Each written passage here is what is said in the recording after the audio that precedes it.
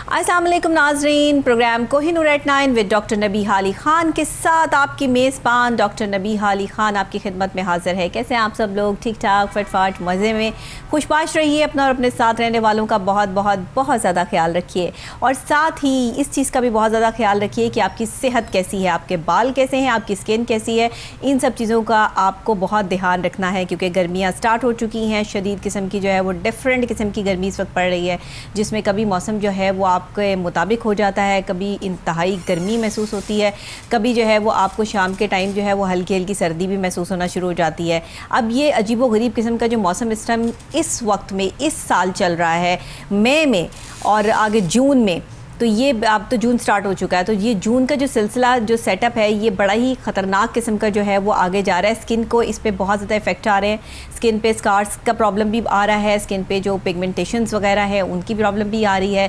साथ ही जो है वो हमें जो लोगों ने मसले लिख कर दिए वो आज मैं भी शामिल करूँगी। उसमें एक दो मसले मेरे भी हैं स्किन के, वो भी मैं डिस्कस करूँगी कि मेरे जैसी मतलब अल्हम्दुलिल्लाह मेरी साफ़ स्किन है, लेकिन उसके बावजूद भी जो है वो कुछ प्रॉब्लम्स होती हैं स्किन के हवाले से, वो भी हम आज जो है वो डॉक्टर साहब से डिस्कस करेंगे। आज हमारे स्टूडियो में मौजूद हैं, आप पहले भी हमारे प्रोग्राम में उनको सुन चुके हैं, देख चुके हैं और बहुत ही माशाल्लाह पाकिस्तान के काबिल तरीन डॉक्टर हैं जो इस वक्त स्किन स्पेशलिस्ट भी हैं और साथ हेयर ट्रांसप्लांट सर्जन भी हैं, जो कि पाकिस्तान में पहली दफ़ा उन्होंने हेयर ट्रांसप्लांट जो है वो इंट्रोड्यूस करवाया और बड़ी कामयाबी से जो है वो इलाज करते हैं हेयर ट्रांसप्लांट का भी, और साथ ही स्किन ट्रीटमेंट्स, उनकी अपनी स्किन भी बहुत अच्छी है। तो डॉक्टर साहब बैठे हैं हमारे साथ, डॉक्टर वारिस अनवर। अस्सलाम वालेकुम। वालेकुम अस्सलाम, thank you so much. Doctor साहब ये जो स्किन स्पेशलिस्ट होते हैं इनकी अपनी और स्किन और बाल भी अच्छे होते हैं, ये तो आप अपने ऊपर भी तवज्जो देते हैं। ये तो लक है। मैं ये कहूँगा कि अगर आपको बेसिक स्किन और बाल अच्छे मिले हैं तो उनको आप ग्रूम कर सकते हैं। ये अल्लाह ताला की तरफ से एक बहुत बड़ा किसी भी इंसान पे उसकी रहमत है, उसका तोहफा है। डॉक्टर साहब पूछने का मकसद ये है कि आप लोग अपनी भी ट्रीटमेंट करते हैं। यस, अगर कोई भी, मेरा ये ज़ाती ख्याल ये है कि अगर आप किसी को कोई चीज़ रिकमेंड करते हैं कि जी आप अपने आप को ग्रूम कर सकते हैं, तो सबसे पहले इंसान को चाहिए कि वो अपने आप को ग्रूम करे, चाहे वो फिज़िकली हो, चाहे वो आप सोशली ग्रूम हो, चाहे वो आप अपने प्रोफेशन में ग्रूम हो। तो मैं ग्रूमिंग पे बहुत बिलीव करता हूँ और मैं चाहता हूँ कि हर जिंदा इंसान का ये हक है कि वो चाहे प्रोफेशनली ग्रूम हो, फिजिकली ग्रूम हो, वो सोशली ग्रूम होना चाहिए। अच्छा डॉक्टर साहब, लेटेस्ट बहुत सी टेक्निक्स आ गई हैं पाकिस्तान में, बहुत सी टेक्निक्स पे इस टाइम काम चल रहा है जो स्किन और हेयर ट्रांसप्लांट के हवाले से है। सबसे पहले हम स्किन पे बात कर लेते हैं। ख़वातीन को अपनी स्किन का बहुत प्रॉब्लम रहता है, यंगस्टर्स को, लड़कों को, लड़कियों को पिगमेंटेशन भी हो जाती है। फिर कुछ ऐसा होता है कि उम्र छोटी होती है लेकिन उसके बावजूद भी जो है वो स्किन पे, माथे पे लाइंस पड़ जाती हैं और फेस पे लाइंस आना शुरू हो जाती हैं, या फिर जो है वो आपको डबल चिन का मसला बच्चों में भी आ रहा है। ये एक तो मुझे भी आ रहा है लेकिन वैसे सब और भी लोगों में आ रहा है। तो ये डबल चिन का जो हमारे पाकिस्तान में मसला है ये कैसे सेट हो सकता है और ये क्यों होता है, और लेटेस्ट टेक्निक जो है वो इस पर कैसे जो है वो प्रेजेंट हो रही है? Nabiha, thank you so much. आपने स्टार्ट में ही बड़ा एक खूबसूरत क्वेश्चन पूछा है जिससे आपने पूरे एक सब्जेक्ट को ओपन कर दिया है। ये पूरा एक सब्जेक्ट है जी। तो इसमें मैं स्टार्ट ऐसे लूँगा कि स्किन की ना डिजीज़ और हैं, इम्परफेक्शंस और हैं। ठीक है। डिजीज़ वो होती हैं कि अगर खुदा न खास्ता किसी इंसान के चेहरे पे दाने हैं, उसे कोई फंगस लग गई है, उसे कोई बीमारी लग गई है जिल्द की, वो डिजीज़ है। एक है इम्परफेक्शंस। इम्परफेक्शंस क्या होती हैं कि जैसे आपने अभी कहा कि किसी की डबल चिन है, ये बुनियादी तौर पे वक्त के साथ साथ लाइफस्टाइल चेंज हो गया है। अब लोगों के खाने पीने की वो प्योरिटी नहीं रही। अब उसमें जितनी ये जंक फूड ऐड हो गई है, फैट्स अननेसेसरी ऐड हो गए हैं, कार्बोहाइड्रेट्स ऐड हो गए हैं, जिसकी वजह से फैट अननेसेसरी कलेक्ट हो रही है। और इसकी जो कलेक्शन है सबसे ज़्यादा आपके टमी पे और फेस पे होती है usually, other than female. Female में टेंडेंसी आपकी थाइज पे और हिप्स पे भी होती है, जबकि मेल में ज़्यादा टेंडेंसी टमी और फेस है। जिस वक्त आप बैलेंस डाइट नहीं लेंगे, आप अनहेल्दी डाइट लेंगे, तो वो जो फैट है वो आपके चेहरे पे डिपॉजिट होगी। जिस वक्त आप नान चने खाना शुरू कर देंगे, निहारियाँ खाएंगे, तो वो अननेसेसरी डबल चिन आएगा जी, वो अननेसेसरी फैट कलेक्ट होगी। तो जो आपकी चेहरे के नॉर्मल आपके कंटूर्स हैं, ये जो आपके शक्ल शुबाहत है वो डिस्टर्ब होगी। मसलन मैं आपको एक मिसाल देता हूँ कि ये जॉ लाइन है, ये नेचुरली यंग बंदों की प्रोमिनेंट होती है, जिसकी वजह से उनका चेहरा यंग लगता है। आपके चीक्स इतने हैवी नहीं होते, लेकिन जिस वक्त आप नान खाएंगे, आप चिकनाई वाली चीज़ें खाएंगे, आप बर्गर, शवारमे, पिज़्ज़े, अनहेल्दी चीज़ें खाएंगे तो फ़ैट कलेक्ट होगी। उस फैट की कलेक्शन की वजह से आपकी डबल चिन भी बनेगी, आपकी स्मॉल लाइंस भी प्रोमिनेंट हो जाएंगी। ये तो है जिसका ताल्लुक है खाने से। अब एक और चीज़ है जो मैं यहाँ बताता चलूँ, वो है एंटी एजिंग। ये एक बहुत वास्ट फील्ड ओपन हुआ है मॉडर्न डर्मेटोलॉजी की इनोवेटिव ट्रीटमेंट आने से, और ये एक बहुत फास्ट फील्ड है, वो है एंटी एजिंग। एंटी एजिंग में ये है कि पहले लोग इस चीज़ को एक्सेप्ट कर लेते थे कि चलें जी मैं 40 का हो गया हूँ तो ठीक है, मैं बूढ़ा लगना शुरू हो गया हूँ, लेकिन अब वो टाइम नहीं रहा। Nobody wants to look old। कोई बंदा ये नहीं चाहता कि वो बूढ़ा लगे। उसके लिए अब हमने सबसे पहले एक एक करके जाना है कि बूढ़े लगने के लिए कौन सी, मैं मेन चीज़ें अपने ऑडियंस को एजुकेट करने के लिए बताना चाहूँगा ताकि उनको अवेयरनेस आए कि वो कौन से फैक्टर्स हैं जिनकी वजह से आप यंग एज में भी बूढ़े लग सकते हैं, और दूसरी तरफ भी ये हो सकता है कि आप ओल्ड एज में भी यंग लग सकते हैं। सबसे पहली बात है बाल। अगर आपके सर पे घने और पूरे बाल हैं तो आप यंग लगेंगे। क्यों? कि ये यूथ की निशानी है, ये यंग होने की निशानी है। आप किसी भी यंग बंदे को देखें, उसके बाल हेल्दी होंगे और घने होंगे। दूसरा, आपके चेहरे के ऊपर जो आपके जॉ लाइन है, जो आपके बेसिकली जो कंटूर्स हैं वो प्रोमिनेंट होने चाहिए। आपकी चीक बोन प्रोमिनेंट हो, आपकी जॉ लाइन प्रोमिनेंट हो, आपकी आंखों के गिर्द ज़्यादा फैट ना हो, आपके माथे के ऊपर झुर्रियाँ ना हो।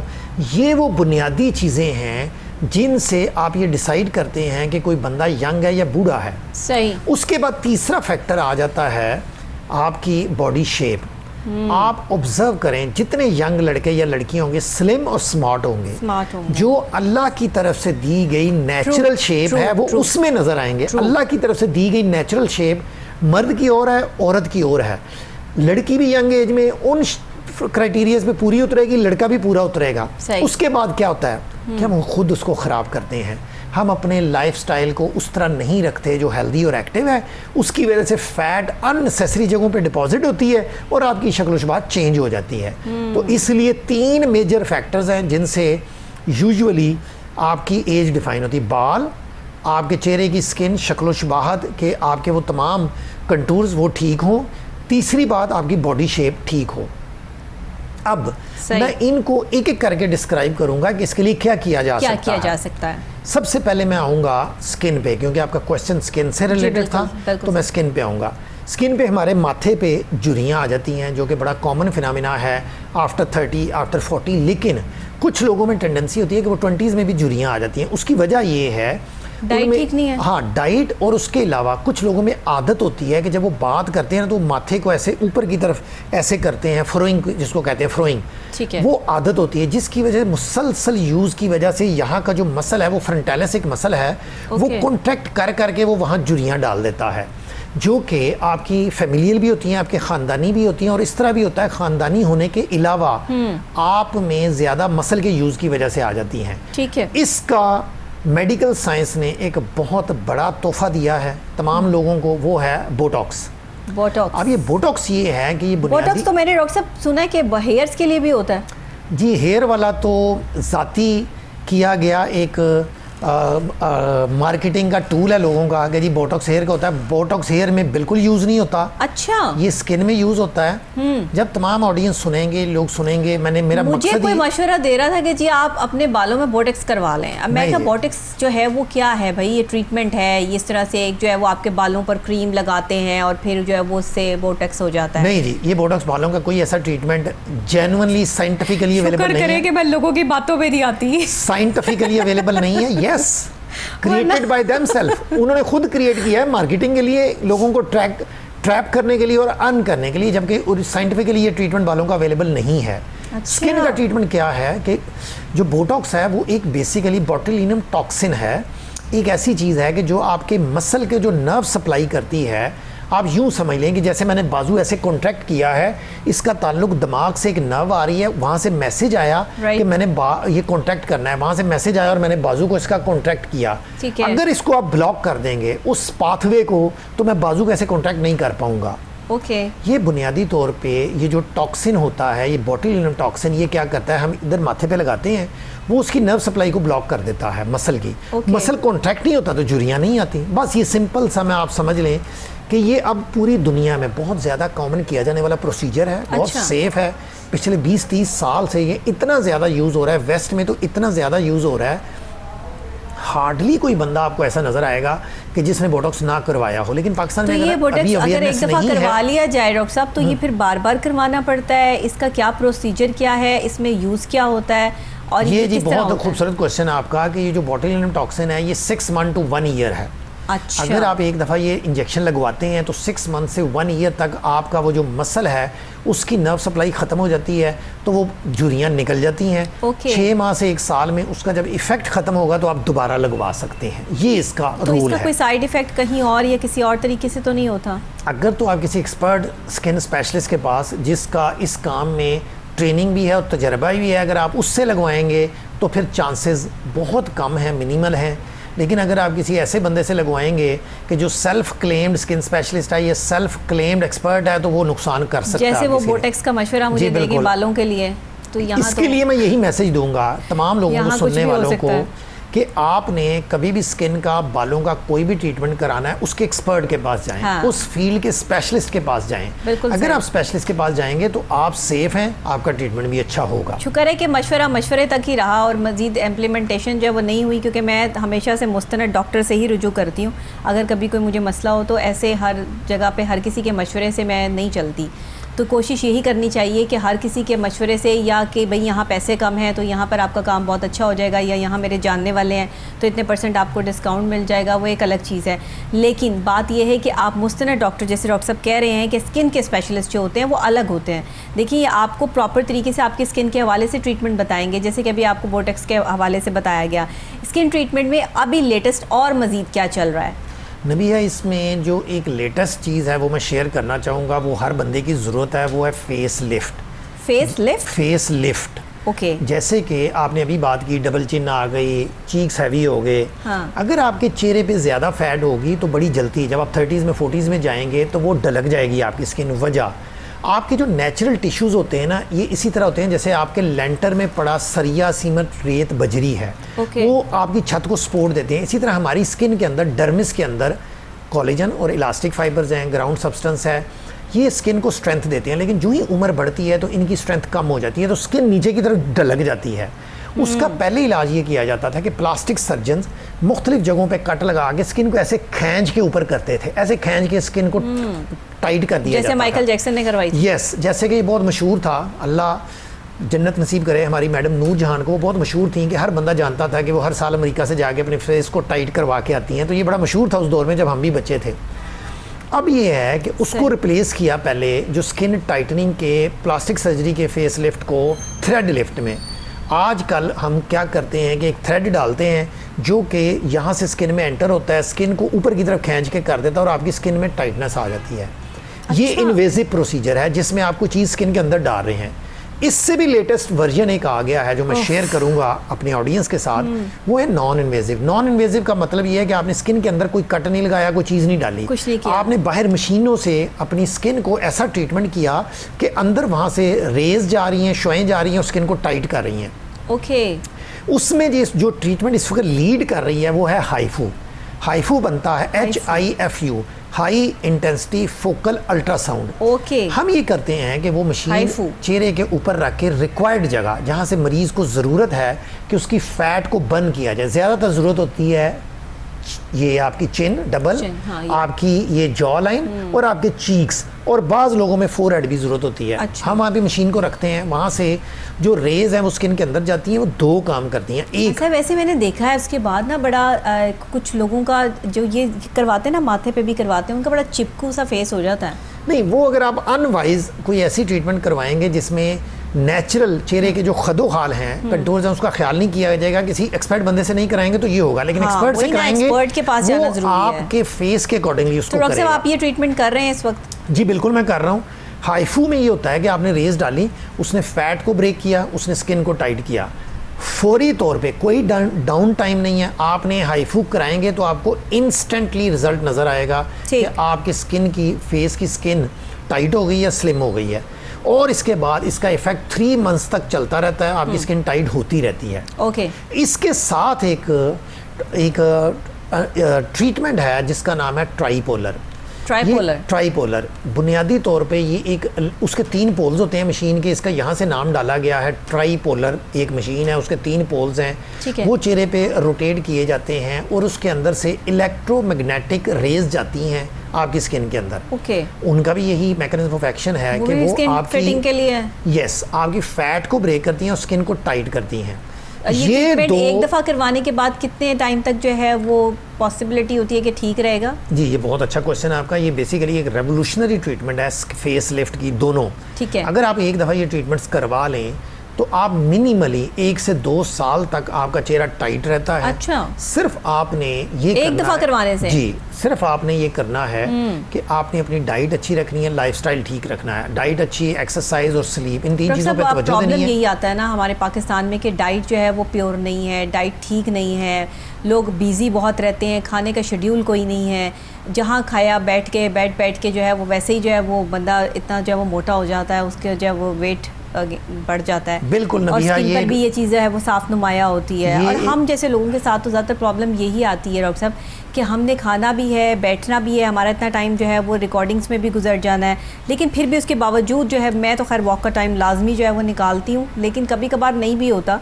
तो ये जो चीज़ होती है इसको फिर कैसे मैनेज करना पड़ता है? ये बहुत बहुत बहुत इम्पोर्टेंट और खूबसूरत क्वेश्चन है मेरा उन तमाम लोगों के लिए जिन लोगों का ये ख्याल है कि चूँकि हम बैठने का काम करते हैं इसलिए हमारी सेहत ठीक नहीं है। बिल्कुल गलत कॉन्सेप्ट है।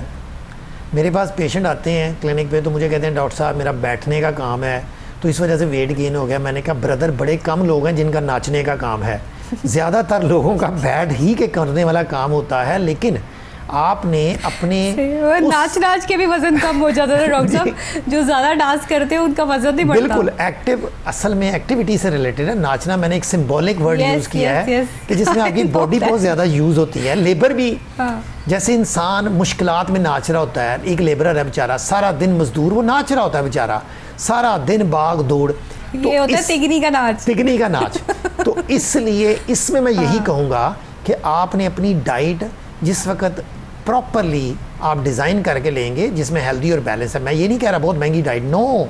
अब उलट वक्त आ गया है कि मरीज लोगों को ये समझाना पड़ता है कि महंगी चीज़ों से आपकी सेहत ठीक नहीं रहनी, महंगी चीज़ें आपकी सेहत ख़राब करेंगी। अगर आप वही उस पुरानी डाइट पे चले जाएंगे जिसमें बुनियादी अज्जा हों, आपके दूध, दही, सब्जियां, फल, गोश्त, तो आपकी सेहत ठीक रहेगी। मेन चीज़ें यही हैं, दुनिया भर में मेन चीज़ें यही हैं। जी बिल्कुल। और 70 to 80% आपका जो वेट है बॉडी का और शेप है वो डिफाइन इन्हीं चीज़ों से होती है। सही। अगर आप चाहते हैं कि आपकी बॉडी की शेप ठीक रहे, वेट ठीक रहे, तो आपने हेल्दी और बैलेंस डाइट लेनी है, आपने एक्सरसाइज करनी है और रात को सोना है। अब मैं नबिया ने जो क्वेश्चन पूछा था चेहरे के हिसाब से कि जो चेहरे पे फेस लिफ्ट के हवाले से, मैं ये कहूँगा कि ये रेवोल्यूशनरी ट्रीटमेंट्स हैं जिनके बड़े पॉजिटिव रिजल्ट हैं। अगर आप ये अपनी एज को कम रखना चाहते हैं तो आपको 30s में और 40s में अपनी इन चीज़ों का ध्यान करना पड़ेगा ताकि आपकी वो एजिंग का प्रोसेस आपके चेहरे से नुमाया ना हो। तो इसके लिए काफ़ी लोग जो है वो इस वक्त ऐसी पिल्स ले रहे हैं जो आपकी स्किन की टाइटनिंग के लिए यूज़ हो रही हैं। आपने तो इंजेक्शन के हवाले से ये जो है वो बताया, लेकिन कुछ लोग पिल्स भी ले रहे हैं। कुछ ऐसी दवाइयाँ, अद्वियात जो है मार्केट में आ गई हैं कि चेहरे की फिटिंग, टाइटनिंग के लिए, बालों को बढ़ाने के लिए ये गोलियाँ खाएं, आपके बाल बढ़ जाएंगे, ये तेल लगाएं तो ये सारा कुछ हो जाएगा। स्किन जो है वो बिल्कुल, अब ये क्रीम लगा लें, पता लगे बाद में क्रीम के जो है वो साइड इफ़ेक्ट जो है वो 36,000 हैं। उसके बाद आप अपनी जो है वो स्किन की एक प्रॉब्लम तो सॉल्व हो गई, दूसरी शुरू हो गई, तीसरी शुरू हो गई। तो ये क्या हो रहा है? मतलब इतने लेटेस्ट जब हमारे पास टेक्नोलॉजी आ गई है तो फिर हम अभी तक उन क्रीमों और पिल्स के साथ क्यों जिंदा है? ये भी आपका एक बहुत ही पब्लिक अवेयरनेस का इम्पोर्टेंट क्वेश्चन है। बुनियादी तौर पे जिस वक्त मरीज़ डॉक्टर के पास जाता है, डॉक्टर अगर तो उस फील्ड का हो, प्रॉपरली ट्रेंड हो, प्रॉपरली एजुकेटेड हो, तो वो टू द पॉइंट आपके उस मसले का हल बताएगा। लेकिन अगर डॉक्टर साहब जनरल फिजिशियन हैं या किसी और स्पेशलिटी के हैं लेकिन वो बन के बैठे हुए हैं स्किन स्पेशलिस्ट, तो वो आपको मुतमईन करने के लिए ज़ाहिर बात है कुछ ना कुछ तो देंगे। फिर उसमें उनके पास तो वेपन यही है ना कि वो दवाई लिख के देंगे या आपको क्रीम लगाने के लिए देंगे। अब दवाइयाँ जो है ना वो भी अननेसेसरी, मैं तो तमाम लोगों को ये मैसेज दूंगा, कभी दवाई अननेसेसरी ना लें। जो विटामिन्स हैं वो अगर बहुत ज़रूरत है तो वो भी किसी एक्सपर्ट डॉक्टर से विटामिन्स भी लिखवाएं ताकि वो टू द पॉइंट जिस विटामिन की आपको ज़रूरत है वो दी जाए। और ज़्यादातर विटामिन्स हमारे फलों में, हमारी सब्जियों में, हमारे जो फिश है उसमें, चिकन में, ये तमाम चीज़ें मैंने सुना है हैं। फिश पर स्किन के लिए बहुत अच्छी है, मतलब आप जो है वो ये वाइट मीट लेते हैं तो ये स्किन को बहुत ज़्यादा जो है ग्लोइंग इफेक्ट भी आता है, तो इस हवाले से कुछ लोग फ़िश की वो कैप्सूल्स और वो भी इस्तेमाल करते हैं, ये ठीक है? जी बिल्कुल, फ़िश ना बहुत हेल्दी फूड है, प्रोटीन है। इससे बुनियादी तौर पे हमें बहुत सारी ऐसी चीज़ें जो फैटी एसिड्स हैं, एसेंशियल फैटी एसिड्स हैं, जो कि हमारी बॉडी के लिए ज़रूरी होती हैं। प्रोटीन्स का जो बेसिक स्ट्रक्चरल यूनिट है वो फैटी एसिड्स हैं, वो हमें प्रोवाइड होते हैं। अगर आपको वो मिलेंगे तो वो आप फैट का जो स्ट्रक्चरल यूनिट है वो फैटी एसिड्स है, प्रोटीन का अमाइनो एसिड्स हैं। ये दोनों चीज़ें आपको फ़िश में, आपको फलों में, आपको सब्जियों में मिलेंगे। अगर आप ये चीज़ें यूज़ करेंगे तो आपकी बॉडी उन तमाम नेचुरल इंग्रेडिएंट से बनेगी जो आपके लिए हेल्दी है और एक नेचुरल शेप लेगी। तो यहाँ पे मेरा मैसेज यही है कि अननेसेसरी दवाइयाँ खाने की बजाय आप डाइट पे ज़्यादा तवज्जो दें, और अगर आपको स्किन या बालों की किसी ट्रीटमेंट की ज़रूरत है तो आप प्रॉपर उसके एक्सपर्ट डॉक्टर से रब्ता करें।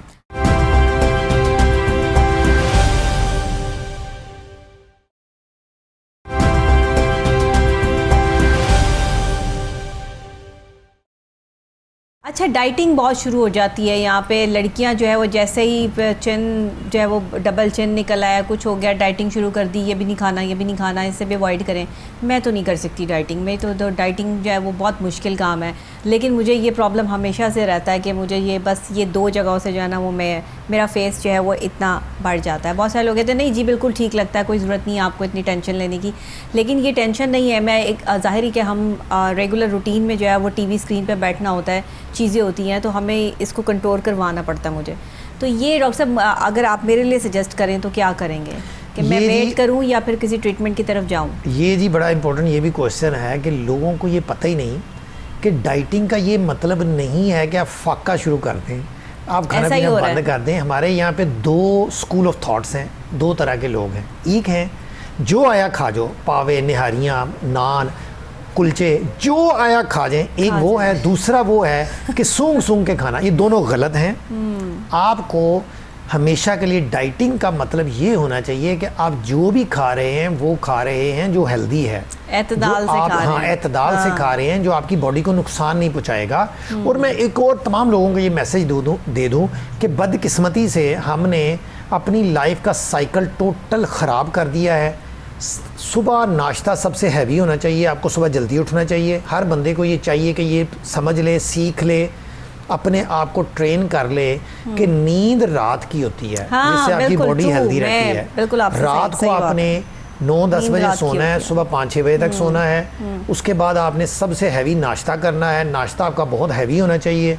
उसके बाद आपका नेक्स्ट जो है वो लंच होना चाहिए, एक्सक्यूज़ मी, और शाम का या रात का आपका जो खाना है वो मिनिमम होना चाहिए।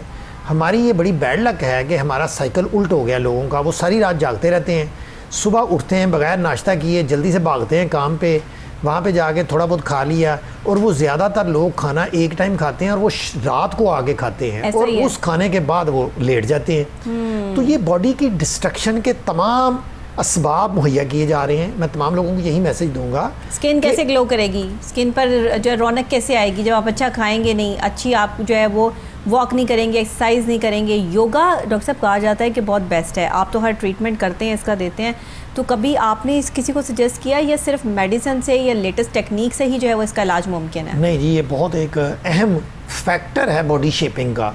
वो है 2 चीज़ें हैं बॉडी शेपिंग के लिए। एक है कि आपने अपनी डाइट हेल्दी और बैलेंस रखनी, दूसरा है फिजिकल एक्टिविटी, जिसमें एरोबिक्स, योगा, जुम्बा और ये तमाम एक्सरसाइजेज, ये बुनियादी तौर पे आपकी बॉडी की मसल्स को एक्टिवेट करते हैं। अगर आप खूबसूरत रहना चाहते हैं देर तक, जो कि सब हर बंदा रहना चाहता है, आपकी वही वाली बात कि कोई बंदा नहीं चाहता, कोई शख्स ये नहीं दिखना चाहता कि मैं जो है वो अपनी उम्र से ज़्यादा दिखाई दूँ। लेकिन अभी मैंने छोटे बच्चों को देखा है डॉक्टर साहब, उनकी उम्र इतनी नहीं होती, लड़कियों की, बच्चियों की इस कदर हैवी हो जाती हैं, फेस इतने हैवी जो है वो ख़वातीन वाले उनके जो है वो बन जाते हैं कि एक अब मैं अपने से छोटे बच्चों को देखती हूँ कि जो बहुत छोटे थे अभी वो बड़े हो गए, वो मुझसे भी बड़े लगते हैं। मैं उनको देख के कहती हूँ मुझे अब लगता है कि मैं बड़ी हो गई हूँ, तुम लोगों को देख के लगता है कि मैं बड़ी हो गई, वरना तुम लोग मुझसे भी बड़े लगते हो। तो इट्स मीन कि वो अपनी ध्यान नहीं कर रहे हैं आजकल के बच्चे, या क्या क्या डी ट्रैक है? अपनी स्किन की उनको फ़िक्र नहीं है, अपने बालों का उनको कोई ख्याल नहीं है, और बाल बहुत ज़्यादा टूटते हैं, बाल बढ़ते नहीं हैं, ये बड़ी प्रॉब्लम्स हैं जी। यंग बच्चों की एक बहुत बड़ी ये प्रॉब्लम मेरे भी सामने आ रही है। क्लिनिक में ज़्यादातर वालिदैन जब अपने बच्चियों और बच्चों को लेके आते हैं तो 12-12, 14-14 साल के बच्चों के वजन 70-70, 80-80 किलो, 70-80, 90 केजी वजन जस्ट 12-14 साल के बच्चे का। और उसका नुकसान क्या हो रहा है? नुकसान ये हो रहा है कि जो अर्ली एज में स्किन अभी उनकी इतनी मजबूत नहीं होती, तो वो जब बहुत ज़्यादा फैटी होते हैं तो उनकी स्किन पे स्ट्रेच मार्क्स पड़ जाते हैं। ये मैं सारे वालिदैन को ये आगाह करना चाहूँगा, स्पेशली बच्चियों वाले जो हैं वो ध्यान करें कि बच्ची की जिस वक्त उम्र 10-12 साल हुई उस पर कंट्रोल करें, उसके खाने पे हेल्दी और बैलेंस डाइट दें। अगर एक दफ़ा उसकी स्किन स्ट्रेच हुई, वहाँ पे स्ट्रेच मार्क्स पड़ गए, और ये समझ लें स्ट्रेच मार्क्स क्या होते हैं, ये जो स्किन में आपके निशान पड़ जाते हैं, ये मुस्तकिल हैं। इसकी मिसाल यूँ है कि आपने एक कपड़े का थैला लिया, आपने उसमें लोहे का बहुत कोई ज़्यादा वज़न दे लिया, सामान बहुत ज़्यादा डाल लिया, तो वो जब ऐसे स्ट्रेच होगा ना तो वो हर तरफ छिज जाएगा, पंजाबी में जो है छिजना। ये वो स्किन इतनी स्ट्रांग नहीं होती, वो एक दफ़ा जिस वक्त इस तरह स्ट्रेच मार्क्स पड़ जाते हैं वो ठीक नहीं होते। ये बात बिल्कुल अच्छी तरह समझ लें। तो इसलिए बेटर यही है कि आपने उसको होने से बचाना है। उसके लिए जब तक हेल्दी और बैलेंस डाइट नहीं लेंगे अकॉर्डिंग टू द एज, तो ये सारे आपके मसले रहेंगे। सही। अच्छा डॉक्टर साहब, ये बताइएगा कि इस वक्त जो लेटेस्ट टेक्निक चल रही हैं उसमें अक्सर औकात लोग ये कहते हैं कि जो स्किन पे इंजेक्शंस लगते हैं उनके साइड इफ़ेक्ट्स बड़े ज़्यादा हो जाते हैं। जैसे अभी आप जो है वो ये बोटेक्स टेक्निक भी बता रहे हैं, साथ ही आप जो है वो एक और भी टेक्निक की आपने यहाँ पर बात की। तो ये जो टेक्निक्स हैं, ये जो प्रॉब्लम्स हैं, ये वाकई ये इफ़ेक्ट करती हैं, ये इनके साइड इफ़ेक्ट हो जाना शुरू हो जाते हैं, मैदे पे बहुत इफ़ेक्ट होता है, अक्सर औकात जो है वो लोगों के जो है वो गुर्दे भी ख़राब होने शुरू हो जाते हैं। तो ये क्या प्रोसेस है? नहीं जी, ऐसा बिल्कुल भी नहीं है। जो स्पेसिफिक इंजेक्शंस हैं मैं उनके नाम ले लेता हूँ ताकि सारे लोगों को अवेयरनेस आ जाए। उसमें बोटॉक्स है, उसका कोई इफ़ेक्ट नहीं है मैदे पे। उसके अलावा जो फिलर्स हैं, जैसे कि हम जो यहाँ स्माइल लाइंस आ जाती हैं, इसके लिए लगाते हैं। होंठों को खूबसूरत और पल्पी बनाने के लिए उसको फिलर बोलते हैं। उसमें हाई एलियोनिक एसिड होता है। वो क्या करता है कि आपकी स्किन की जहाँ पे इम्परफेक्शन है, फ़र्ज़ करें कि आपके गाल पिचके हुए हैं, वहाँ पे फैट नहीं है, तो वो जाके फिलर फैट का काम करता है, वो एलिवेट कर देता है। होते हैं ये इंजेक्शन ही होते हैं ये फिलर्स? जी बिल्कुल, ये इंजेक्शंस हैं। ये इंजेक्शंस हैं, ये लग के आपकी जगह फूल जाती है। जी बिल्कुल, खदोखाल, मैं इसके लिए कहूँ कंटोरिंग, जिसको उर्दू में खदोखाल बोलते हैं, खदोखाल चेंज करने के लिए ये इंजेक्शन इस्तेमाल होते हैं। अगर किसी इंसान का चेहरा पिचका हुआ है या स्किन बहुत लटक गई है और उसके चेहरे पे बुढ़ापे के आसार बहुत ज़्यादा आए हैं, तो आप फिलर लगा के उसके फेस को लिफ्ट कर सकते हैं। अगर आपके होंठ एज के साथ पिचक गए हैं, उनमें वो पल्पीनेस नहीं रही, वो खूबसूरती नहीं रही, तो आप वो फिलर लगवा के होंठ खूबसूरत कर सकते हैं। हमारी दोस्त हैं गरीदा फारूकी, बड़ी फेमस एंकर है माशाल्लाह। वो आपने उनको देखा ही था, वो बड़ी पतली दुबली सी हुआ करती थी किसी टाइम में। तो वो अब जाके उन्होंने भी अपना स्किन का जो है वो ट्रीटमेंट करवाया, तो उनका फेस जो है वो काफ़ी अब जो है वो गुपलू सा हो गया। बिल्कुल जी, ये जो ट्रीटमेंट्स हैं, तो ये जो गुपलू हुआ है, ये इसी ट्रीटमेंट से हुआ है जो आप बता रहे हैं। जी बिल्कुल, मैं ये कहता हूँ कि मॉडर्न मेडिकल साइंस का इंसानियत के लिए एक बहुत बड़ा गिफ्ट है कि अब आप अपनी इम्परफेक्शंस को, जिनकी वजह से लोग बहुत ज़्यादा नफ्सियाती मसाइल का शिकार रहते थे, और अनफॉर्चुनेटली बाज़ दफ़ा इस तरह होता था कि किसी एक्सीडेंट की वजह से, किसी वजह से आपकी बॉडी पार्ट में कहीं कोई इम्परफेक्शन आ गई, कोई नुक्स आ गया, तो सारी ज़िंदगी आप उसको फेस करते थे। जैसे अगर किसी के फेस पे चोट लगने से कोई निशान आ गया तो सारी ज़िंदगी लोग उसको सफ़र करते थे। अब ऐसा नहीं रहा। अब आप किसी एक्सपर्ट के पास जाएंगे तो वो सारी इम्परफेक्शंस ठीक हो सकती हैं। तो इसलिए जो फिलर है, इसका कोई ऐसा साइड इफेक्ट नहीं जो आप बयान कर रही हैं। यस, साइड इफ़ेक्ट्स हैं। वो किन इंजेक्शंस के हैं कि जो अताइयों के हाथों से या ऐसे लोगों के हाथों से जो एक्सपर्ट नहीं है इस फील्ड के, वो ज़ाती तजर्बे के तौर पे अगर आपको कोई इंजेक्शन लगाते हैं जिसका साइंटिफिकली एस्टैब्लिश्ड रिजल्ट नहीं है। मैं यहाँ एक बात क्लियर करता हूँ, वही वाली बात होगी ना कि सस्ते में जो चीज़ मिल रही है उस तरफ मत जाएं कि जी हमें जो है वो अगर स्किन स्पेशलिस्ट की जो है वो 3,000 रुपये फ़ीस भरनी पड़ेगी, तो हम वो 3,000 फ़ीस जो है वो यहाँ हमें 1,000 रुपये में जो है वो काम हो रहा है हमारा, तो हम यहाँ से वो इंजेक्शन लगवा लेते हैं ताकि हमारा जो है वो आसानी हो जाएगी। ये अब मैंने ये कोई स्पेसिफिक नहीं, मैंने आपको बता दिया कि इतनी फ़ीस होती है, कम भी हो सकती है, ज़्यादा भी हो सकती है। लेकिन एक बात कर रही हूँ कि अगर आपको वहाँ ज़्यादा पैसे लगते हैं और यहाँ आपको कम पैसों में काम हो रहा है, तो वो कि भाई हम इस तरफ चले जाएं और यहाँ से जो है वो अपना काम करवा लें, और फिर वो सारा वही आपकी बात के ताइयों के हाथ लग के जो है वो फिर मामला जो है वो ख़राब होते हैं, स्किन को लेके बैठ जाते हैं। एक चेहरा ही तो है जो नज़र आना है, आपके बाल ही तो जो हैं वो एक खातून की खूबसूरती है, बल्कि मर्दों की खूबसूरती उनके बाल हैं। तो अगर यही दो चीज़ें जो है वो आपके पास अच्छी नहीं होंगी तो फिर क्या पर्सनैलिटी का जो है वो फ़ायदा। तो इसके लिए अपनी केयर करनी पड़ती है, अपनी हिफाजत करनी पड़ती है। डॉक्टर साहब, अगर हम आम अपने जो यंगस्टर्स हैं, लड़कियां हैं जो मेकअप की बहुत शौकीन हैं, हमारी तो खैर मजबूरी होती है ना कि हमने जो है वो मेकअप करके बैठना है क्योंकि हमने स्क्रीन पर आना है, लेकिन मैं फिर भी बहुत कोशिश करती हूँ कि बहुत लाइट मेकअप हो, तो ये और फिर अच्छी प्रोडक्ट के साथ हो। हर चीज़ नहीं कि उठा के ये भी मुंह पे लगा ली, ये भी लगा ली, और फिर जैसे ही आप प्रोग्राम से फ्री हो वैसे ही मैं अपना मुंह जो है वो वॉश कर देती हूँ घर पहुँचते ही, क्योंकि जो है वो मैं ज़्यादा देर मेकअप बर्दाश्त नहीं कर सकती। तो जो लोग करते हैं, जिनको शौक़ है, जो 24 घंटे लड़कियों को मैंने देखा है मेकअप में रहती हैं, 1 सेकंड के लिए अपने फेस से मेकअप नहीं उतारती हैं, या बेस तो बनी रहती है ना कि हमारा चेहरा जो है वो अच्छा और ख़ूबसूरत लगे, और जैसे ही वो बेस उतारती हैं तो पहचानी ही नहीं जाती। चले हम पहचाने तो जाते हैं मुँह धो के भी तो ये क्या मसाइल है, ये क्यों करते हैं? ये जी नफ्सियाती कुछ मसाइल होते हैं लोगों को। एक तो बीमारी है जिसको बोलते हैं डिस्मॉर्फिक बॉडी डिसऑर्डर। ये तो है। ये स्किन में क्या है, ये इस तरह की स्किन का क्या ट्रीटमेंट है? स्किन में मैं ये कहूँगा कि हर बंदे को ये पहले ये बात समझनी चाहिए कि आपकी स्किन एक लाइव टिश्यू है, जिंदा एक अल्लाह पाक ने आपको गुलाफ दिया है जो आपकी बॉडी को कवर कर रहा है। राइट। जिसने जहाँ से मॉइस्चर भी चाहिए उसको नीचे से अल्लाह पाक ने उसका नेचुरल बंदोबस्त किया है सीबम के थ्रू। आपकी जल्द में ऑयल पैदा होकर ऊपर पोर्स के ज़रिए वो स्प्रेड होता है। उसके अलावा आपको स्किन को ऑक्सीजन की भी ज़रूरत है, स्किन को हाइड्रेशन की भी ज़रूरत है। अगर आप इन तमाम फैक्टर्स को मद्देनज़र रखते हुए अपनी स्किन को हैंडल करेंगे, उसको ट्रीट करेंगे, तो आपकी स्किन नॉर्मल रहेगी। मसलन अगर आप हर वक्त मेकअप में रहेंगे तो आपके पोर्स ब्लॉक हो जाएंगे। जब वो पोर्स ब्लॉक हो जाएंगे तो आपको एक्ने निकल आएगी। अगर आप हर वक्त मेकअप में रहेंगे तो उसकी वजह से आपकी स्किन का जो नेचुरल ग्लो है, जो मॉइस्चर है, वो ख़त्म हो जाएगा। इसलिए मैं आप तमाम लोगों को यह मैसेज देना चाहूँगा। रंग गोरा करने के लिए जो है वो इंजेक्शंस आ गए हैं, ड्रिप्स आ गई हैं, आप भी ये अप्लाई करते हैं? ये जी रंग गोरा करने वाले जो इंजेक्शन और ड्रिप्स हैं, ये अनफॉर्चुनेटली अभी तक रजिस्टर्ड नहीं है पाकिस्तान में या दुनिया में। ज़्यादातर ये अभी ट्रायल के मराहल से गुजर रहे हैं। एक साहिबा ने मुझे अपनी एक वीडियो भेजी जिसमें उनको ड्रिप लगी हुई थी। अब मैं आ गई कि भाई पता नहीं क्या हुआ है, तबीयत ख़राब है। करीबी जानने वाली थी तो मैंने उनका जो है वो हाल चाल पूछने के लिए उनको फ़ोन कर दिया। तो मैंने कहा जी कहाँ पर हैं आप? कहती है मैंने अभी आपको वीडियो नहीं भेजी डॉक्टर साहब, आप देखें ज़रा मैं कहाँ पर हूँ। मैंने कहा अच्छा जी बताएं क्या हो गया आपको, क्यों ड्रिप लगी हुई है, किस वजह से, कोई प्रॉब्लम हो गई, कोई डायरिया हो गया, क्या मसला हो गया?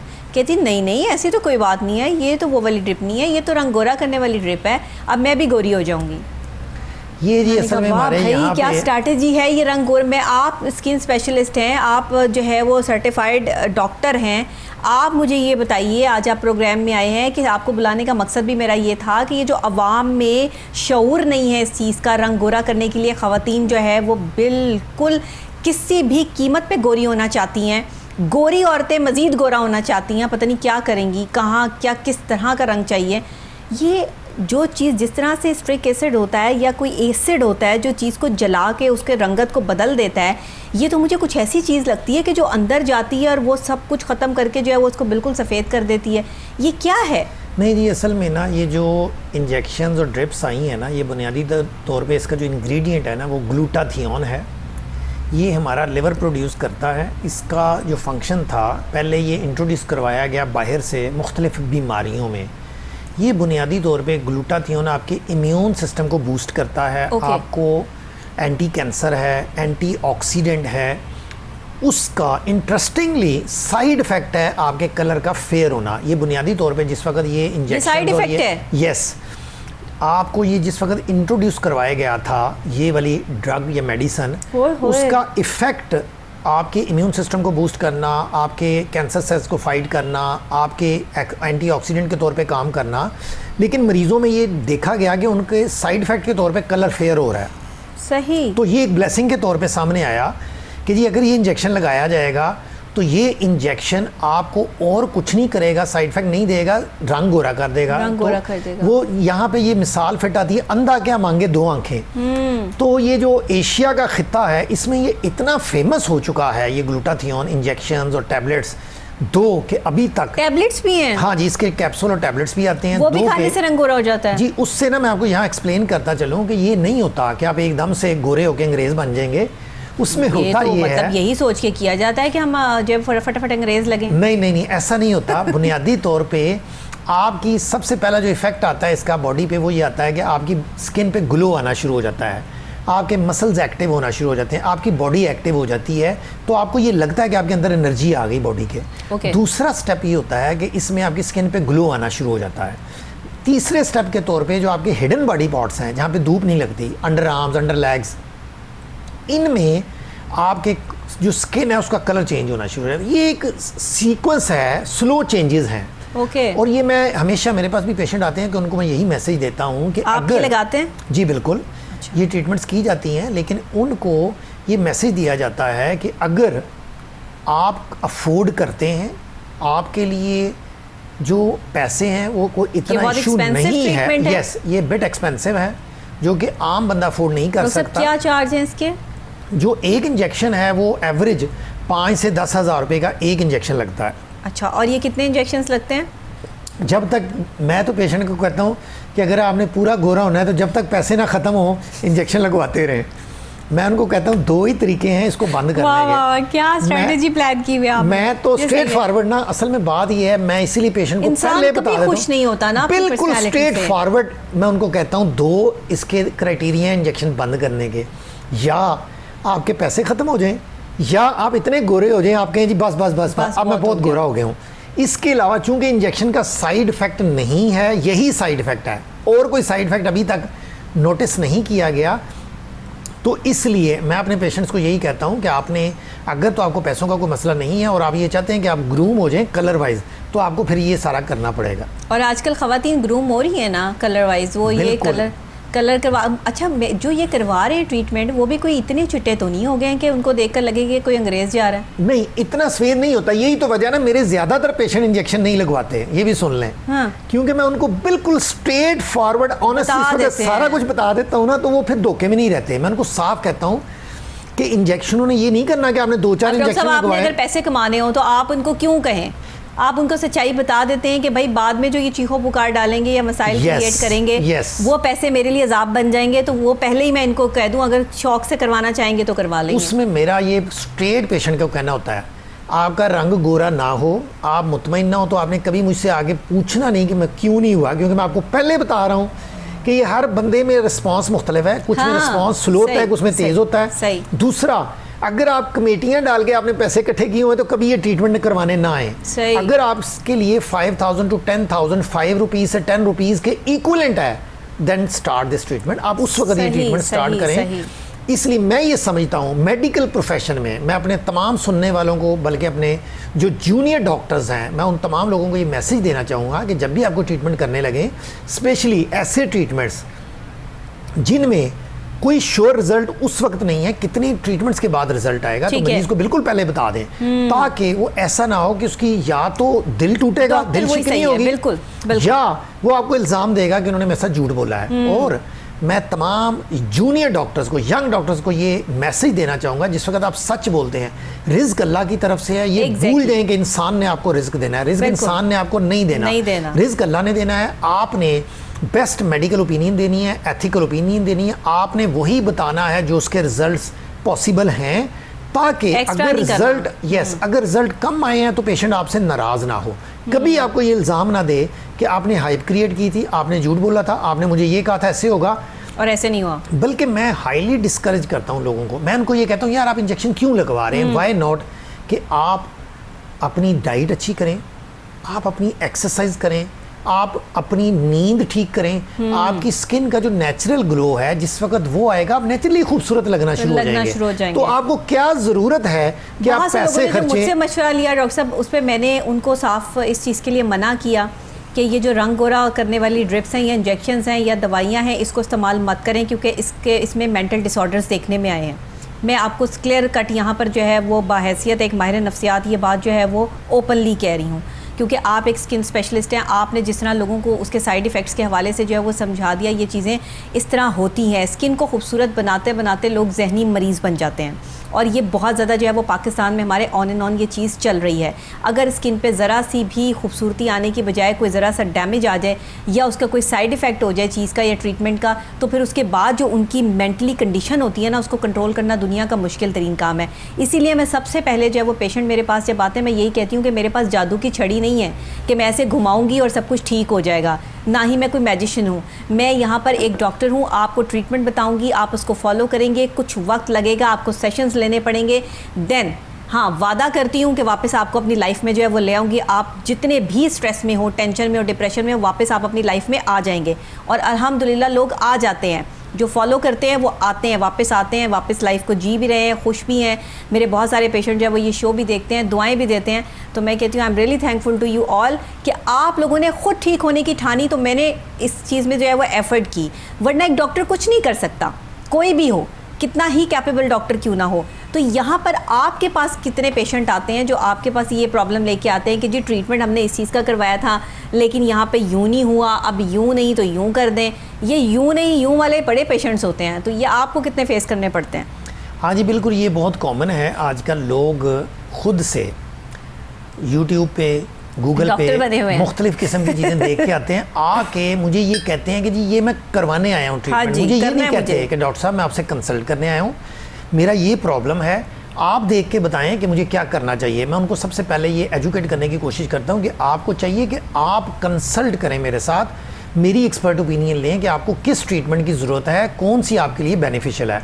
क्योंकि हर ट्रीटमेंट हर इंसान के लिए नहीं होती, डॉक्टर ने ये फैसला करना होता है। नबी मैं यहाँ पे ऐड करना चाहूँगा कि जैसे आपने स्टार्ट में पूछा था, तो बालों का यहाँ पे मैं ये बताना चाहूँगा कि यंग लुक के लिए बाल बड़े अहम है। मेरा यंगस्टर्स को एक मैसेज है बड़ा स्पेशल। हमारे यहाँ पे चूँकि मिथ चला आ रहा है कि जी बाल उतर रहे हैं तो उसका ट्रीटमेंट डॉक्टर के पास नहीं जाना, खुद से शैम्पू, तेल, जो भी जड़ी बूटियाँ घोट के लगाते रहते हैं, एंड पे क्या होता है कि उनके बाल उतर जाते हैं। यहाँ मैं यंगस्टर्स को ये मैसेज देना चाहूँगा कि आपके सर पे जो बाल हैं ये बहुत प्रीशियस हैं, अगर ये उतर जाएंगे तो दोबारा आप इन बालों को हासिल करने के लिए जो हेयर ट्रांसप्लांट करवाएंगे इतने घने बाल नहीं आने। आपकी पहली प्रायोरिटी ये होनी चाहिए कि अगर आपके बाल, आपकी फैमिली में गंजापन है, आपके वालिद साहब, ताया, चाचा, मामू किसी में गंजापन है, तो आप 18 साल के बाद फ़ौरन डॉक्टर से रब्ता करें जो कि हेयर एक्सपर्ट हो। दूसरी बात, अगर आपके बाल उतरना शुरू हो गए तो फौरी तौर पे आप हेयर एक्सपर्ट जैसे कि मैं हूँ, बाकी लोग भी हैं जिनकी बाकायदा ट्रेनिंग है हेयर में, उनके पास जाएं।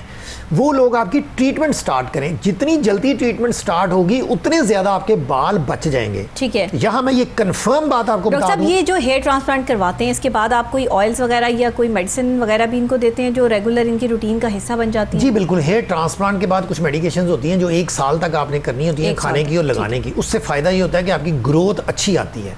यहाँ भी एक और मैसेज ये है यंगस्टर्स के लिए कि अगर आपके बाल उतरना शुरू हो गए हैं और आपने, पहले हमारे पास सिर्फ 2 ही ट्रीटमेंट्स थे, एक दवाई खाने की लगाने की और 7 हेयर ट्रांसप्लांट, दरमियान में कुछ नहीं था। लेकिन यहाँ पे अब मैं आप तमाम यंगस्टर्स को बता दूं कि हमारे पास ट्रीटमेंट्स अवेलेबल हैं जो कि ज़्यादातर लोगों ने अब सुन रखी हैं। PRP, जो कि मैं के उन लोगों में से शामिल हूँ जिन्होंने आज से 8-10 साल पहले पाकिस्तान में पहली दफ़ा PRP इंट्रोड्यूस करवाई थी।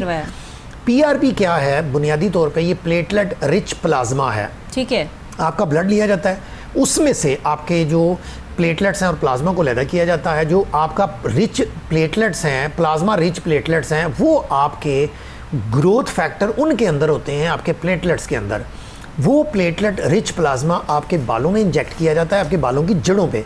जहाँ पे डिफेक्ट होता है वहाँ पे जाके ये आपके उस डिफेक्ट को दूर करता है और आपके बाल, गिरने वाले बाल जाता है इसके लिए जी, गिरने वाले बाल रुक जाते हैं। और जो बाल आपके अभी गिरे हैं लेकिन नीचे रूट सलामत है, वहाँ से बाल निकल आता है। ये मैसेज सुन लें, जो मर्दाना मरूसी गंजपन है, अगर उसमें एक दफ़ा आपके बाल चले गए तो वो वापस नहीं आने, वो हेयर ट्रांसप्लांट से आएंगे। अगर आप ऑन टाइम खाने वाली, लगाने वाली दवाई और PRP शुरू कर देंगे तो आपके बाल बच जाएंगे। अगली स्टेज है कि अगर आप एक ऐसी स्टेज पे अपने डॉक्टर के पास आए हैं कि आपके सर से बाल उतर चुके हैं, फिर सिवाय हेयर ट्रांसप्लांट के आपका ट्रीटमेंट अवेलेबल नहीं है। ओके डॉक्टर साहब, बहुत शुक्रिया आपका कि आपने बहुत ही खूबसूरत तरीके से यहाँ पे जो है वो उन लोगों को भी बता दिया जो लोग मोरसी गंजेपन का जो है वो शिकार हो जाते हैं, उनको पता नहीं होता कि स्टार्टिंग में उन्होंने अपने बालों को कैसे बचाना है। और स्किन के हवाले से जो आपने लेटेस्ट ट्रीटमेंट के हवाले से यहाँ पर बात की, मैं समझती हूँ कि लोगों के लिए वो बहुत ही इन्फॉर्मेटिव और बहुत ही इन्फॉर्मेशन हमने आज आपको इस प्रोग्राम के थ्रू पहुँचाने की कोशिश की। बहुत शुक्रिया डॉक्टर साहब आपका। नाजरीन आपका भी बहुत शुक्रिया, आप मेरे साथ होते हैं सुबह 9 बजे, और ये हम कोशिश करते हैं कि सुबह के आगाज़ के साथ ही आपको कुछ अच्छी बातें, कुछ अच्छी चीज़ें हेल्थ के हवाले से हो, एजुकेशन के हवाले से हो, स्पोर्ट्स के हवाले से हो, लाइफस्टाइल के हवाले से हो, या फिर आपके सोशल इश्यूज़ हो, इनको आप तक जो है वो रहनुमाई भी की जाए, और साथ ही साथ यहाँ पर मुस्तनद लोगों को बिठाकर जो है वो इस पर बात भी की जाए। हम किस हद तक कामयाब हैं, आपकी मोहब्बत, आपका प्यार जो है वो मुझे मिलता रहता है, और साथ ही आप जो है वो कमेंट्स भी करते हैं। मेरे यूट्यूब पे जो है वो लिंक आ जाते हैं, डेली का शो जो है वो यूट्यूब पे अपडेट हो जाता है। आप कोहिनूर @9 विद डॉक्टर नबीहा अली खान लिखेंगे तो आपको लेटेस्ट शोज़ जो है वो मिल जाएंगे। अगर यहाँ से मिस हो जाए तो आप जो है वो सोशल मीडिया पर देख सकते हैं। देखें भी, शेयर भी करें, लाइक भी करें, कमेंट भी करें। इसी के साथ डॉक्टर नबीहा अली खान को इजाज़त दें, और अपनी स्किन की भी बहुत ज़्यादा हिफाजत करें, बालों का भी ख्याल रखें। कल फिर मिलेंगे नई सुबह, नए आगाज़, नए अंदाज के साथ। तब तक के लिए दीजिएगा इजाज़त। अल्लाह निगहबान।